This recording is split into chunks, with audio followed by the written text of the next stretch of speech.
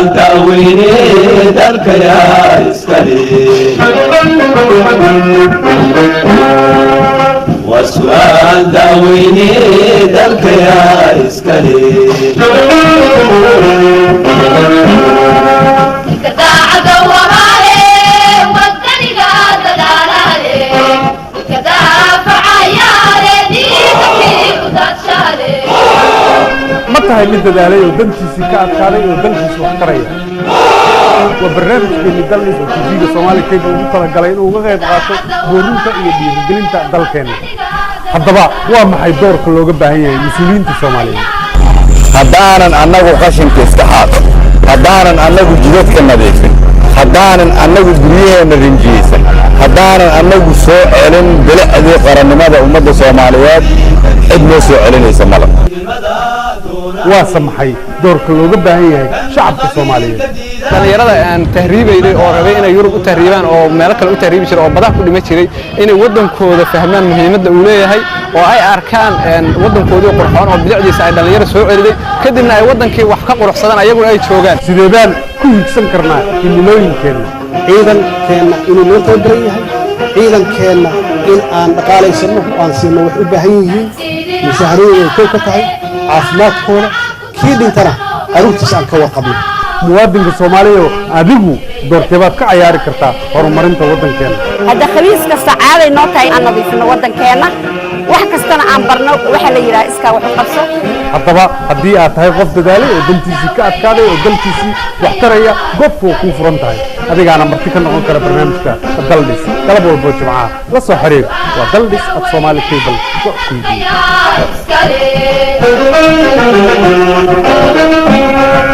كندتشي يا قونتو تدكو كأفلحانو دابع تعليم تاريخ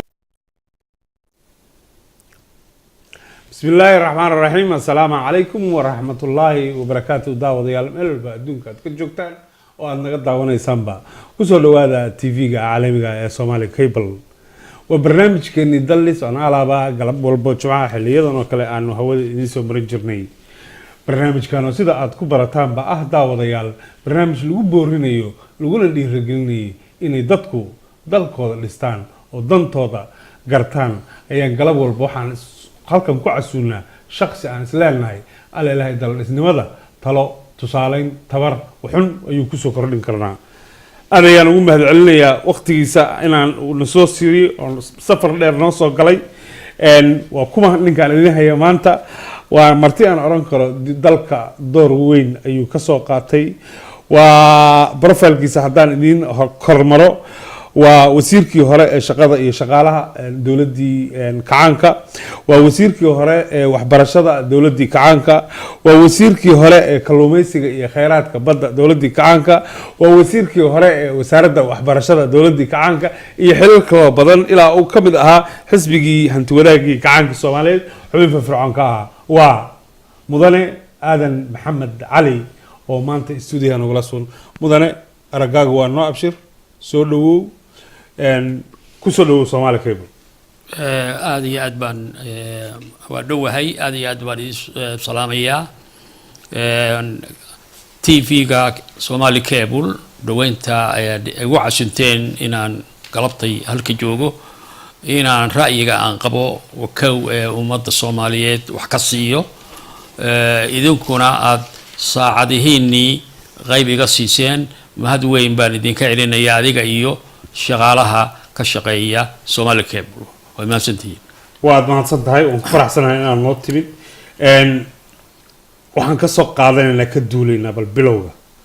إن وحلي رميت كيبا قدامي ساليميت كاس هذا السيسدو حولها الدلك أسوق بطي إن توين قدامي وحكم هذا هيد وسيركي وحبرشة إن حلقان هذا الوجرو ولما بيشن فوضى نقص هايسا وحمركي أوريسي بربر لير كدب دب لو يقليليا وحلا يراهدو منهجك وحبرشة الصومالي تدال أي دولة دتن يو سارد وحبرشة ضبا أي قارتي أن مدنا بل أن كويديني أن منهج هرتو وين أيو معوية محو سوكر ليا محا لولد شيء ذا منهج بل فاهم ballaaran arrintaas naga sii هي ولا أدت موضوع مهم ويه منهج اسكي صبا وحويه وطريقة أما جدك اللومر أي مشروع كستا ولا فلنيو هدو بيري هي هدو حولي هي هدو جدي هي هدو دقالي هي ودجين جد لومره إذا مركا مشروعا وحتى منهج كوحبرشة هدين وحبرشة قادنو ووح لوه شيء أدونك وح لوه شيء إن تعلينت الله سماية دبا لومره laga soo bilaabo xanaanada dugsiga hoose dugsiga dhexe dugsiga sare macaahidda jaamacaadka shahaadada koowaad shahaadada labaad shahaadada saddexaad iyo takhasusaad oo ay leedahay oo dhinac socda dhaba loo jeexay in dariiqa la maro usaga marka maxaa lagu sameeyaa waxa lagu sameeyaa dal walba markuu manhaj samaysanayo falsafada tacliinta uu ka dabacsan yahay muraadka uu ka leeyahay uu ku qoraa عقليات عرورتي جنريشن كيس سوكرية سيدا الله بربارينيو بالغو قرا ودنيات دي دالكا سوليه هي بالغو قرا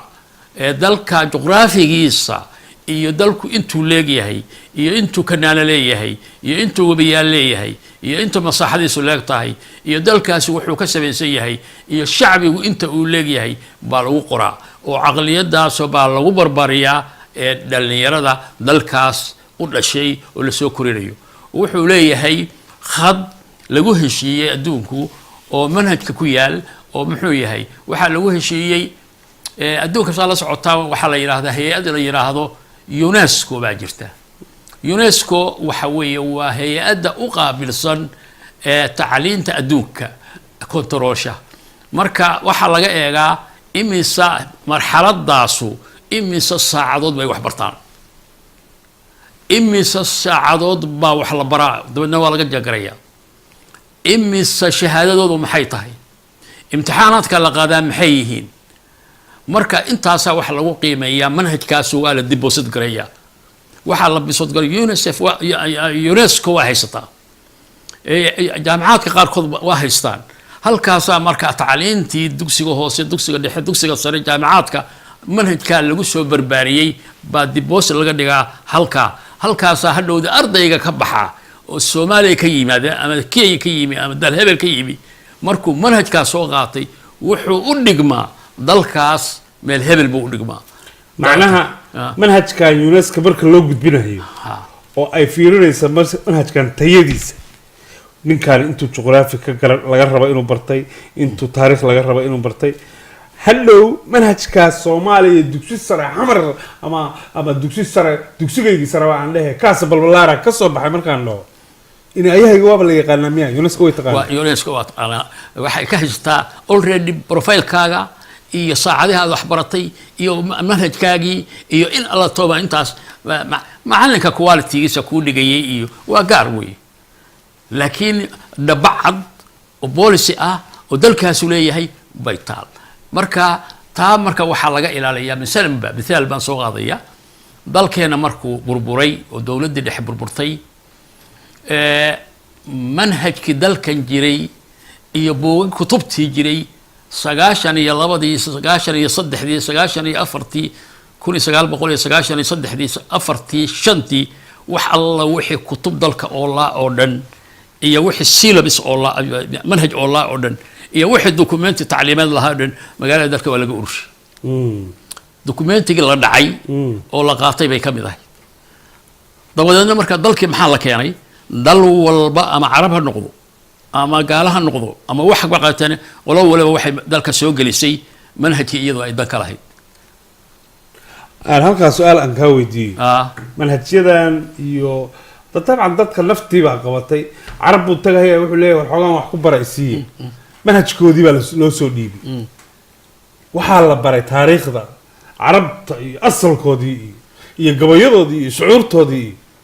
wiilkaasi waayo marka diib ahaan qolofkiisa Soomaali ha ahaado laakiin qoloftan iyo macluumaadkan lagu shubay wiilkani wadaniyadiisa noqonaysa ama ardaygan aan leeyahay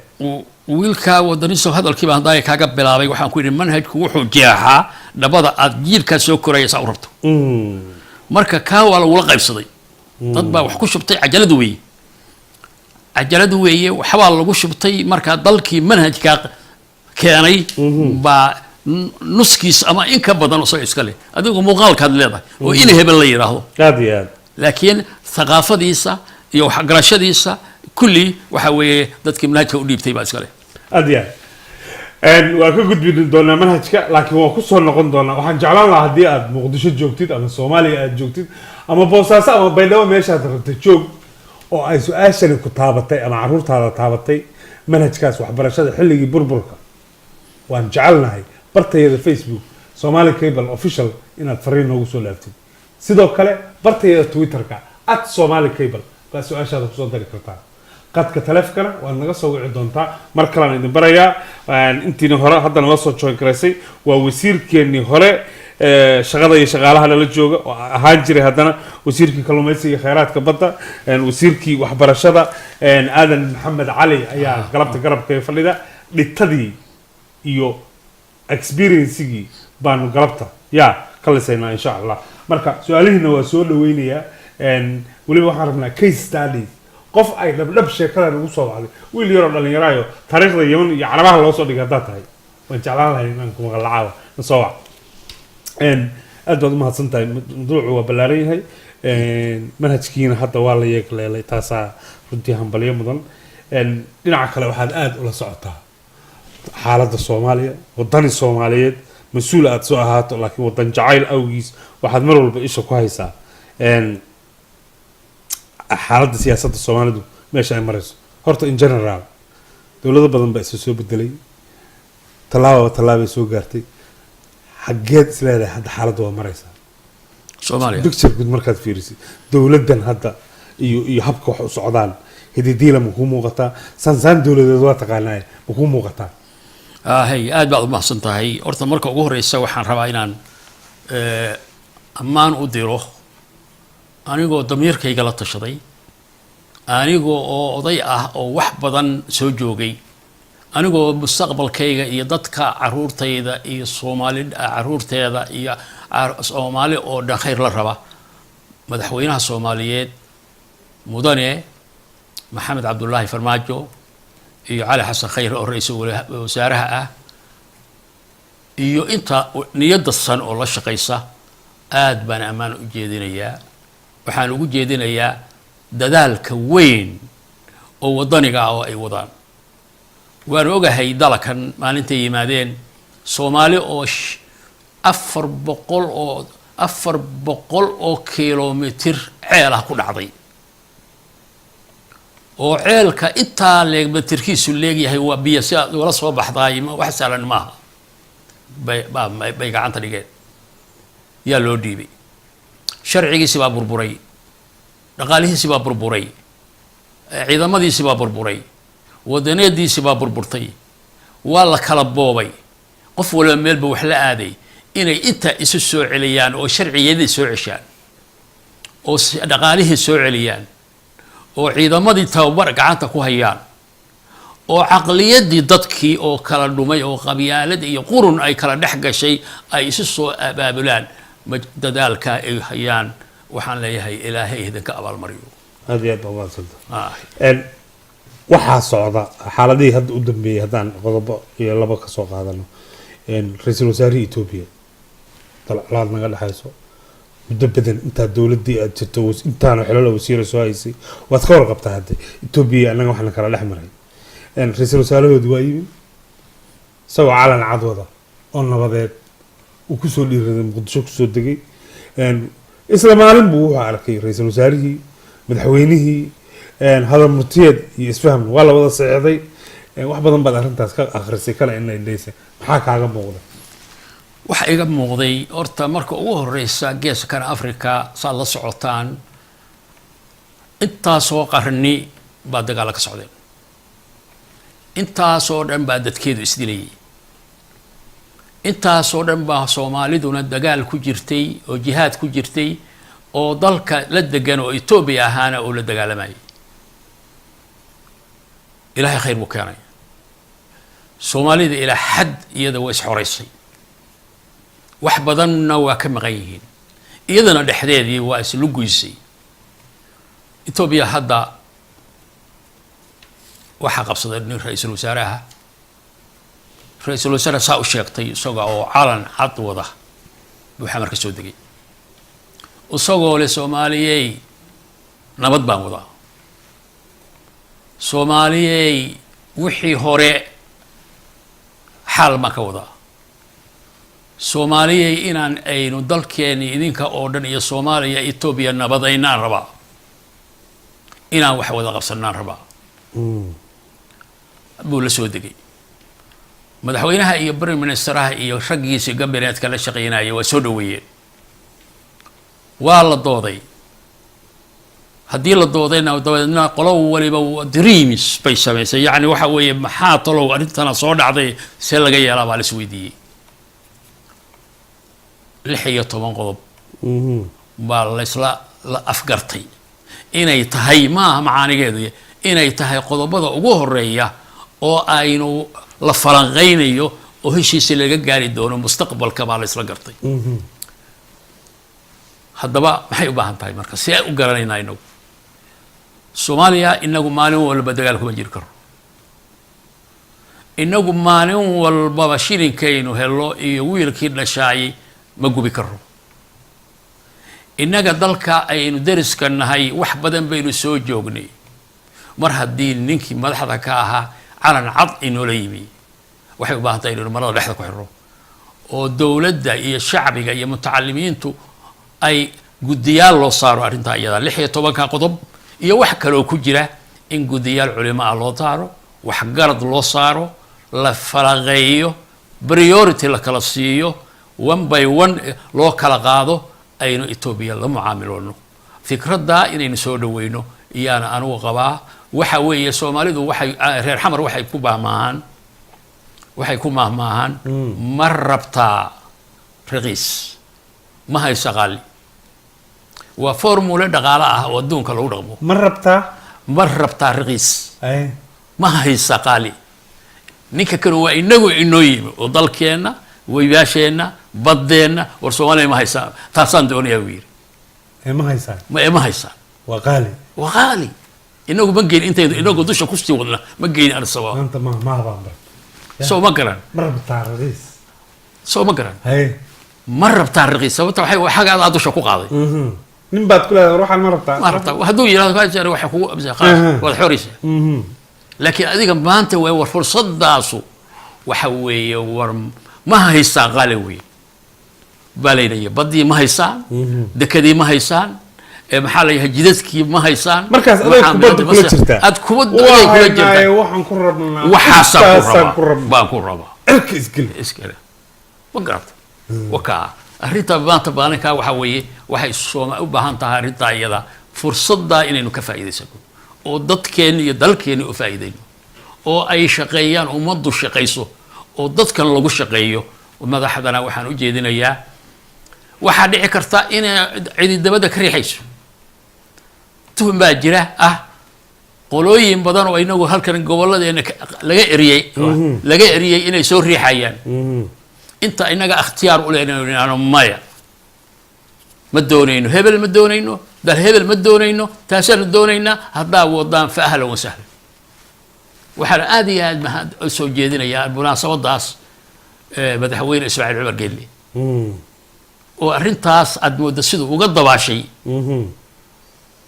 uga dabaashay inay tahay si geesinimo ah oo dadnimo ah oo Soomaalinimada sida lagu arki jiray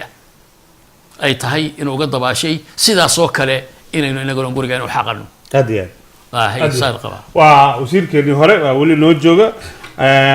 ahaa wasiirkii shaqada iyo shaqaalaha wasiirkii hore waxbarashada iyo kalluumaysiga kheyraadka badda wasiirkii hore ee waxbarashada intaas oo title wata waligeed uma wareysan waa aadan maxamed cali shaqooyin kala badan ka soo qabtay ahaa sidoo kale maamule dugsi sare macallin ka soo bilaabay profilkiisa oo dhan inaan akhriyaa gudoomiyihii waxbarashada gobolka Banaadir ahaa marka insha Allah mar kale aanu arrintii manhajka booqanaya wasiirku wuxuu yiri manhajku waa dhabbe loo jeexo caruurta la doonayo in la soo saaro waxa lagu soo saari karaa dhabahaas soo saasma dhabahaas way arday fiican baa laftigaygu ahaan jiray marka haddii aad tahay arday dhabayaashan sanadihii dambaa lagu soo barbaariyey oo manhajyadii dambe oo dibaddana loo kaga keenay wax ku bartay nin weyn baa tahay maanta nala soo hadal adigay kugu dhacday sheekadu oo garan kara saameynta ay kugu yeelatay waxaa runtii la isweydiinayaa dhalinyaradaasi gabayada iyo shucuurta iyo gabayada carabta waa barteene maxay ka yaqaanaan gabayadii soomaaliyeed iyo suugaantii nala kugu dhigi jiray xiisadihii afka soomaaliga ma yaqaanaan buuraha ugu dhaadheer soomaaliya webiyada gobolada degmooyinka sidii aanu anagu juqraafiga kusoo baranay aad iyo aad ma yaqaanaan taariikhda sidii aanu kusoo barannay xiisadayadii aanu qaadan jirnay ee taariikhda weliba waan jeclaa anigu waaga ardayga ahaa nala soo xiriir baan ku leenahay you can facebook iyo comment waa ku reebaysaa aad baan arrintaa u xiiseynayaa waadna noo soo diri kartaa insha allah adeer mudane wasiir adeer hadda anigu waxaan ku leeyahay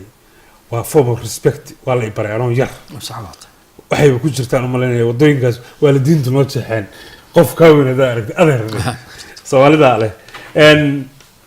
arrintaas haddaan taas uga gudubno waa fursad u baahan si miyir qab ah in loo fiiriyo guddi loo saaro aqoon-yahano oo loo gudbo hididilooyin kalaa socda sida aada la socoto anaaba goobjoog ka ahaaba 16 iyo 17 bisha tan waxaa shirweyne ballaaran lagu qabtay magaalada Brussels oo ujeedooyinka la qiimeeyay Soomaaliya maxaa ka dhiman maxaan ka taageernaa dhinaca dakhliga amniga siyaasadda arrintaas aad baad wax u akhrisay wixii ka soo baxaad akhrisay maxaad kula muuqataa maxaadse ku talin lahayd ase wasiir dowladdan wax badan soo shaqeeyay waxaan shirkaas wuxuu ahaa shir aad iyo aad ballaaran buu ahaa shir madaxda qaranku si xoog leh looga qayb galay buu ahaa oo aan loo kala hadhin xukuumad gobollo ururada bulshada ciidamada qalabka sida wuxuu dhan la isugu tagay bay ahayd dokumenti la soo diyaariyay oo la soo qoray oo waliba wanaagsan laga khudbeeyay oo la gudbiyay أول شيء لو سوق قبتي يقولون كان يوكي إنجليز لو سوق قبتي ديار جروجيسي حمر لو سوق ديارية أرمها صار لو سوق فكري وحي نقطي إن مركي لجدية لا إسكور راعي مركو وهو الرئيسة صوماليا لو أماني تلا بدا أي وضو مركان لنا هاي أمانتو معها إنه قدام وضع أمانة هاي waxa lagu qiimeeynaya waxa way xagee ka soo bilowday meeshaynu ka soo bilayno xagee ahayd wataan lahaa dal 400 mitir ceel ku dhacay baynu ka soo bilownay haddii marka inta la soo waday maanta xagee baraya meel fiican buu maraya baa la isku raacay biyihii baa muuqda waa gartay biyihii bar hadday muuqdaan oo hore ay u muuqato dhooqadii ibiyaha dabadna hadda biyihii ay muuqdaan wax waleeyihiin waxa la isku raacay wartan Soomaaliya waa soconaysaa garabka la qabto baa la isku raacay waxa la isku raacay in bangiga dhexe waxa la siinayo bangiga dhexe lagu soo shubo waxa la isku raacay in lacagtii shilinka Soomaaliga ahayd dib loo daabaco waxa la isku raacay in haddii ay suuragal tahay deymankii laga jaro waxa la isku raacay in tacliintii xoog la saaro oo waliba ay dawladaha qaarkood qaateen waxa la isku raacay in khayraadkii dalku lahaa loo tartamo arrimahaas oo dhan waxay ahayd aad iyo aad arrin aan isleeyahay wax weyn weeye laakiin waxay u baahan tahay in laga ilaaliyo NGOs in laga ilaaliyo NGOs waxa weeye waa dhulka lagu soo dhuunto oo lagu baabi'iyo dalkan khayraadkiisii baridan lagu wacaayo dowladii hadaan dib ku celiyo inkastoo xoogaade dowladaas waa awood lahayd haddana abaaraha soo maray abaartii daba dheer baa soo maray dowladdu intaas waxbay daad guranaysay baa hadda idinku NGO waa taqaanin baan umal ma u yeeran jirtay horta annagu uma yeeran jirin waxay ahayd khasnad baa dalku lahaa halkaa khasnad baan waxaanu samaynay tacliintu waxay ahayd free waxay ahayd jaamacaadku free ardada jaamacaadka dhigta waxaanu soo jiray pocket money waxaanu daabici jiray kutubta waxaanu masayn jiray mushaharkooda waxaanu ha yaraado mushaharku hadduu rabo ardayga jaamacad jirta mushaar lacag gurnaad siin jirtay pocket baha free usoo wax ku barta baan pocket money siin jiray taa lacagtaas oo dhan waxay ahayd waxa weeye ummadda Soomaaliyeed baa waxay sameynaysay lacagta la ururinaya bay ahayd cashuurtii oo dadku la ururinaya bay ahayd qodobkaas waxaan anu qabaa waxa weeye haddaynu doonayno inaynu bariyada ka baxno hadda cashuurta in la bixiyo baahanta ciil ka bixi mayno canaan ka bixi mayno corrupted baa tihiin ka bixi mayno amaan xumo ka bixi mayno haddaan ciil ka bixi mayno carana ka bixi mayno haddii aynan cashuurta bixin war hoy dadow cashuurta bixiya waa barnaamijka daldhis oo aad kala socotaan tv-ga caalamiga Soomaali Cable walaalaha bartayda Facebook hal iyo laba aan halkan ka qaato oo ku soo noqonaya midnimo doon waxay tiri aad baan ugu mahadcelinayaa barnaamijka daldhis waxaan oran lahaa noo sameeyay barnaamij aan dalka dhismihiisa uga daba qaadano maasha Allah adeer cilmiga Allah ku siyaadiyay tiri ninkan Max Van Ciise wuxuu yiri carabtu waxay xiiseynaysaa kaliya inay dhaqankeena bedelaan fariimihiina soo dira haddii arday hadda jaamacadda dhigata tahay su-aasha u dambaysa anoo ka duulay ma soo wac ma soo sidee baad dareemaysaa ardadii anigu wiil yar baan ahay lodkayga kuwii ka horreeyay ahaa yaa jaamacadaha intay dhigtaan oo free ku dhigtaan baliyo pocket money iyo basraacoodii waxooda la siin jiray oo kugu soo celiyaa waxay ugu soo celinaysaa waxa weeye cashuurtii markaan ka hadlayay waxaan xasuusnahay annagoo baydhaba joogna oo xildhibaano ah oo dowladda Cabdullaahi Yuusuf weeye markii dambe waxaa noo yimi niman EEC-da ka socda Yurubiyaanka hadda aynu ka hadlaynay 7 nin bay ahaayeen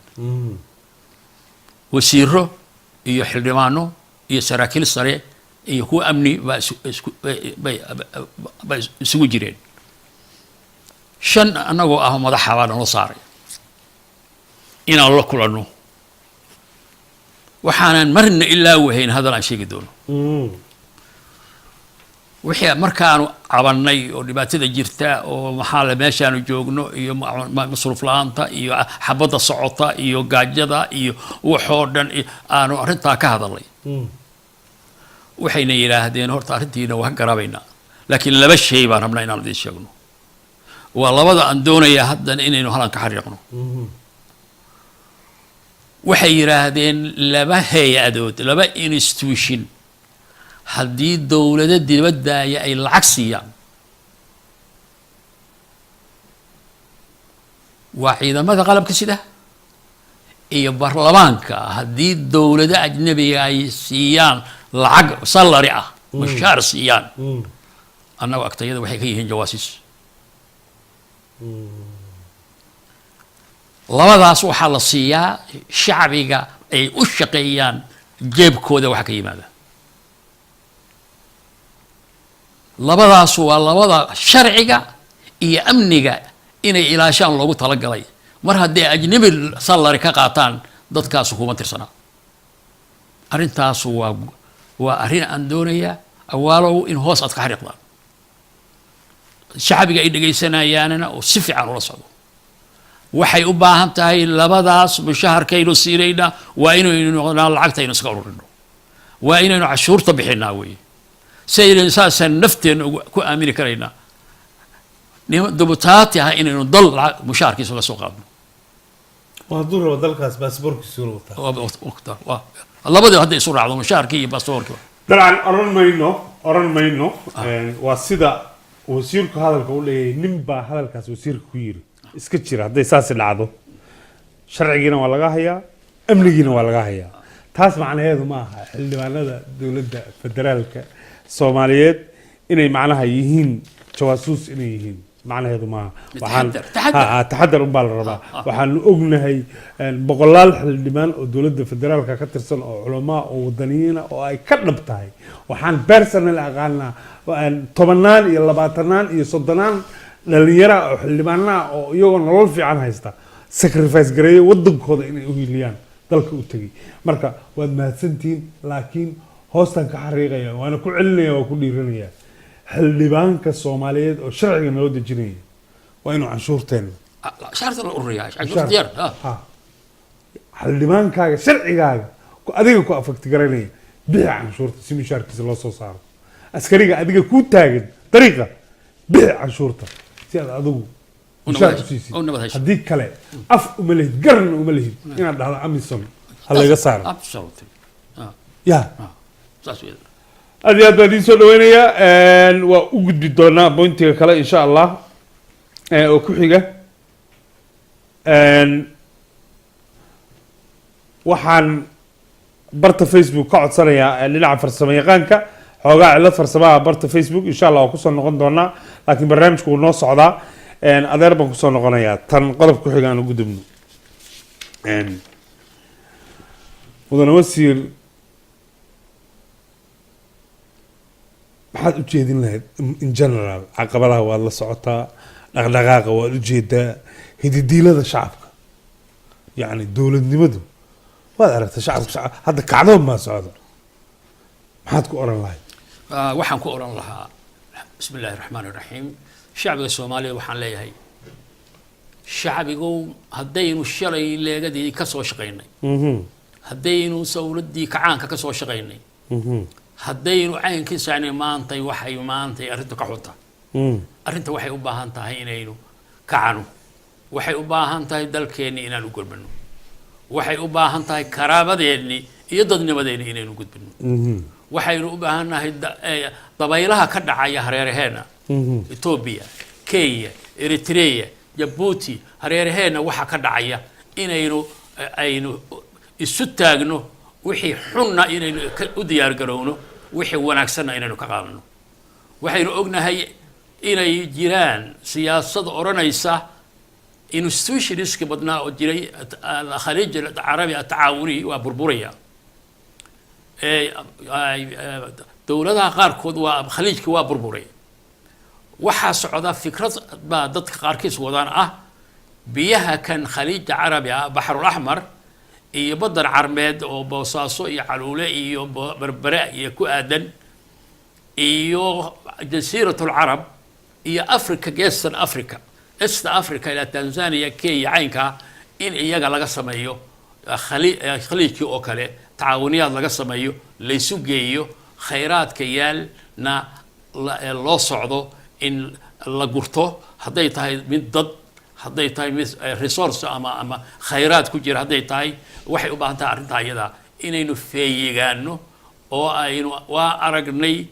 in layna burburinayo waa aragnay in layna dhex galay waa aragnay in hub layno isugu qaybiyey layno isugu dhiibay waa aragnay in dagaalkii hadda aynu ku socdo waa aragnay in dhallinyaradeenni la kuruud garaynayo oo maalin walba ay walaalkooda kala dilayaan waa aragnay in culimmadeenni maalin walba culimmadii la laynayo oo culimo badan ku biirayso shabaab ku biirayso waxaasoo dhan waxay u baahan tahay inaynu kacno oo ay bay u baahan tahay oo aynu feeyigaano oo ka baxno waxay u baahan tahay maalin walba waxaynu maqlaynaa degmooyinka haddayan dadku kicin oo nabadgeliyada adkayn oo iyo nabadgelyada adkayn haddii waxay noqonaysaa degaankaagi wuxuu noqonayaa beel bahalgaleena bahalgaleen buu noqonayaa waxay u baahan tahay dadku inay kacaan waxaan anigu qabaa xildhibaanada wasiirada ikhyaarta dowladda oo dhan inay nin waliba degaan buu ka yimi degaan buu magaca ku wataa degaan buu ku yahay magac hebel waxay u baahan tahay nin walba in dadka la qaybiyo madaxweynaha iyo prime ministera waxaan ka codsanayaa iyo guddoomiyaha baarlamaanka labada gole waxaan ka codsanayaa xildhibaanadu inay howl galaan wasiiradu inay howl galaan guddiyada in loo qaybiyo ay dalku arrinta xildhibaanada xildhibaano badan oo waxaa jira dowladda federaalka ka tirsan golaha shacabka oo ka soo gala wadanka afartiisa gees degmo waxaa runtii hadda socda qorsho xildhibaanada qaar ay wadaan waan ka tilmaami karaa xildhibaan saadiq warfac in la yiraahdaa arrintaas aada u boorinayay wuxuu leeyahay xildhibaan aniga goldoga baa layga soo doorta macna iima samaynaysa sanadkao dhan inaan muqdisho joogo si aan isugu xiro dadkii isoo doortay iyo dowladda waa inaan goldogab tagaa oo aan goldogab mashruucyadeeda iyo waxbarashadeeda iyo dadkeeda iyo dowladdeeda isku xiraa dhexe sax warantiis arrintaas muhiimad intee ay leedahay arrintaas dastuur waa arrin dastuuri ah iskiiba xildhibaanku maxaa waajibaadkiisu yahay waajibaadkiisu wuxuu yahay inuu dowladda uu wakiilka ka yahay oo dhexe ama gobol iyo degaankii isaga laga soo doortay inuu marka horta isku xiro waxay u baahan tahay waxaa jira degmooyinka kosolaa jira oo dowladaha hoose ah isagaa waa inuu kormeero weeye oo shaqadii ma socotaa magaaladii ma jirtaa nadaafadda ma jirtaa caafimaadu ma jiraa biyo ma jiraan isku xiro ma jiraa waxbarashadii dadkii malala dagaalamay oo xoqris la-aanta iyo waxa weeye waa saddex midna horta waa qolada dhexe tii degmooyinka ee gobolada iyo tii degmooyinka iyo tuulooyinka dalkii oo dhan waxaad u socota oo dabadna madayna warbixin ka soo qaado degaankii wuxuu ku arkay hadduu yahay ammaan iyo hadday tahay dhaliil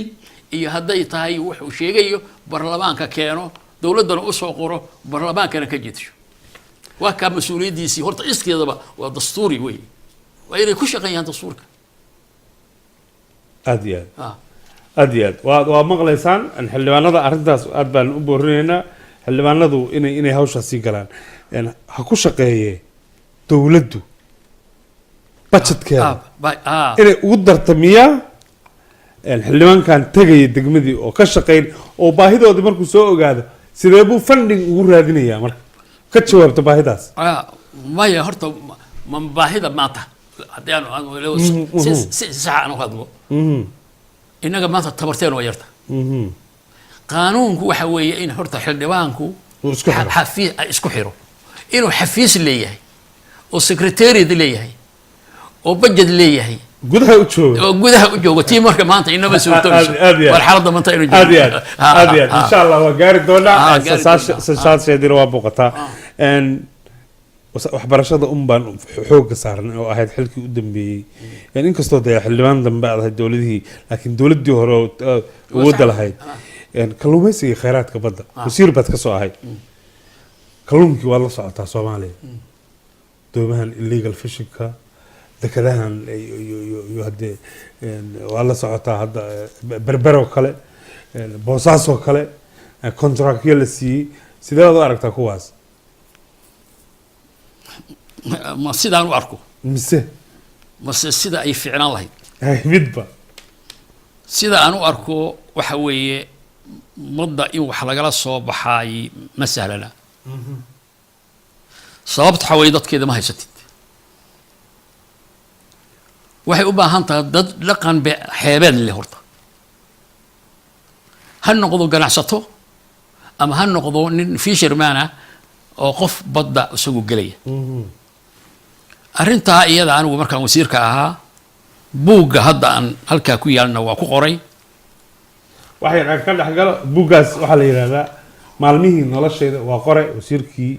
aadan maxamed cali amazonka ayaad ka heli kartaan maalmihii noloshayda aadan maxamed cali haddaad ku qortid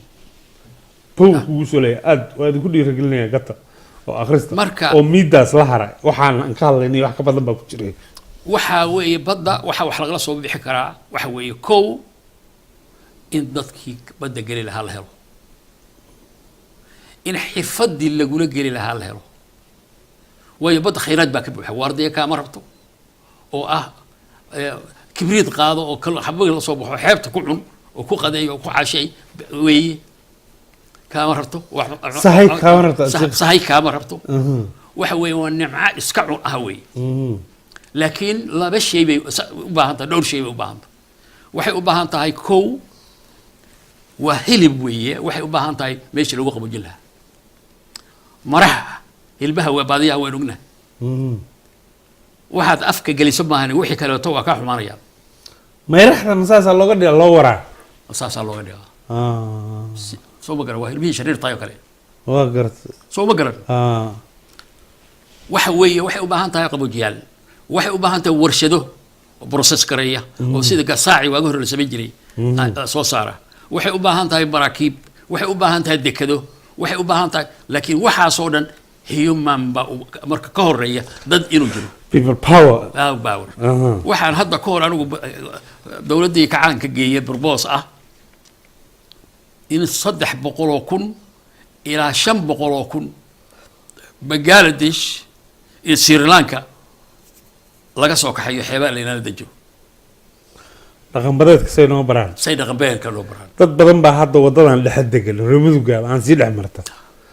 dadkaas in la rabo xeebta degaan oo halkaas badda u dhawaadaan waayo Soomaalidu saad la socoto indhahay ka fakaraan maana maskaxda ka fakaraan haddii maanta halka dukaankaas nin ka furto baqaayad kulligoodna baqaayad bay furanayaan aad iyo aad dhinaca kale aan u gudbin gabagabadii baan usoo dhownahay waxaad kaloo ahayd wasiirkii hore ee shaqada iyo shaqaalaha caqabadaha badan bay ku jirtaa dabcan wadanku waa ogtahay wuxuu soo maray inkastoo dowladana dadaal wado shaqo sidee loo abuuraa sideedaba horta shaqo waa sahal si loo abuuraa dhaqaalaha hadda hayso maskax wanaagsanna aad hayso oo siyaasa ah hadda waxaan qabaa anigu laba cilo oo waaweyn dadkeena iskale midda koowaad waxa weeye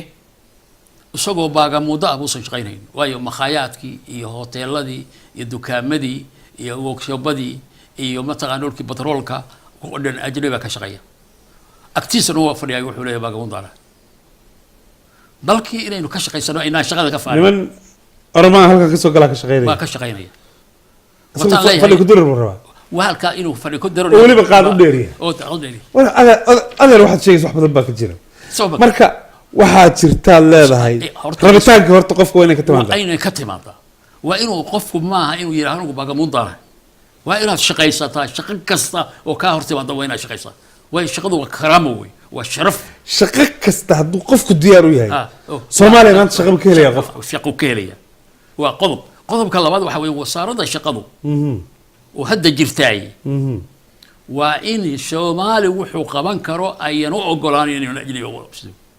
مسؤولية دوي واحد عضي وقبقبي شقة سوماليا اللي قبل حنوي وأي فوم كوكو قرنتاي شغلة وصوا بلين أنت حرفتها صدال لهيد لكن وأنا هذا النقص الصومالي شغلة تقولوا ولا قبل حنوي برنامج بهذا الكور اللي قسميني وأنا هذا النقص أدو هذا واحد راه لي ساقفك وإنه صومالي النقطة ما يتعي كإعلانية استبدها أنا هذا الكاس بقى إلهي أسيداي هاي أدبي هيد وعلى قد بقاته ردتي برنامج لما لقى سمي إلى أي أبولج كبحيين تاسري قبل دي بنسوق قارني وقت وانا قبل حال يلابو يدي دولة صعوبة يدولة بحث كلها دارم لها شعب كلها دارم ده هاي دولة وحنا كلها دارم لها واجيني والدين هي سجرا هجانك هاي هراء الصعدة والد ورنجري هدانا نمانك هدانا دي لما يناسب لي يا مركا waxaan leeyahay marka ugu horeysa ilaahay haydi madbaadiyo ragga maanta hogaanka inoo haya hal kalimo waxaan leeyahay ragga gobolada maamulada haya ragga gobolada dawladda markii la sameeyay anigu reer cartaa ka mid ahaa dastuura kan hadda qabiyadaayna raggi sameeyay wax ka mid ahaa intuu soo marana waynu ognahay بالله عليكم maaha inaad meesha ku fadhidaaniin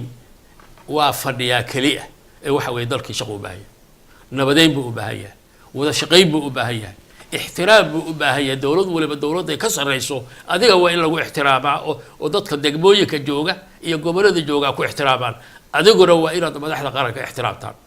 haddayan saasu jirin waxa weeye badow shahaadad soo qaatay badow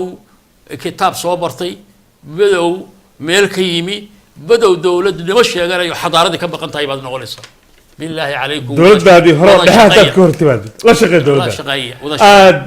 آد أيو ما تسيهاي وهو ها وسيركي هراء شغلة هي شغالها وسيركي هراء وسارد وحبر الشطة وسيركي هراء كلوبيس خيرات كبضة قدامي هراء وحبر الشطة قبل كبنادر أنا حبين كم إذا حسبي هرمانك كعنك أي وأنا حاول سوجك الله عبرك أخو بركيو وقتي قاعد بعد ستة وحنو مهد عليا تيم كيجا صومالي كيبل وبعر يداعد يلبان اسكو حركة البرنامج كدلس جماعة الدنبي أدي لفتي قاعد تاي أدي أقويهن tahay mid kaloo dadaalay oo dadkiisi wax tarayo dalkiisi u istaagay goobtu waa kuu furan tahay la soo xiriir waa daldis@somalicable.tv wiilka soo socda adiga ayaa laga yaabaa inaad tahay qofka martidaya aad iyo aad baad umahadsantahay guuleyso daweyne dalka yaa iskale waa su'aal daweyne dalka yaa iskale كداعد وراء ودنيا دلالة كدافع يا ردي تكيد وتشالي ma tahay mid dadaalay oo dantiisii ka adkaaday oo dalkiisa wax taraya waa barnaamijkeeni daldis oo tv-ga Soomaali Cable ugu talagalay inuu uga qayb qaato doorinta iyo dhiirigelinta dalkeena haddaba waa maxay doorka looga baahan yahay mas'uuliyiinta Soomaaliyeed haddaanan annagu qashinka iska xaaqin haddaanan annagu jidadka nadiifin haddaanan annagu guryaheena rinjiyeysan haddaanan annagu soo celin bilicdii qarannimada ummadda Soomaaliyeed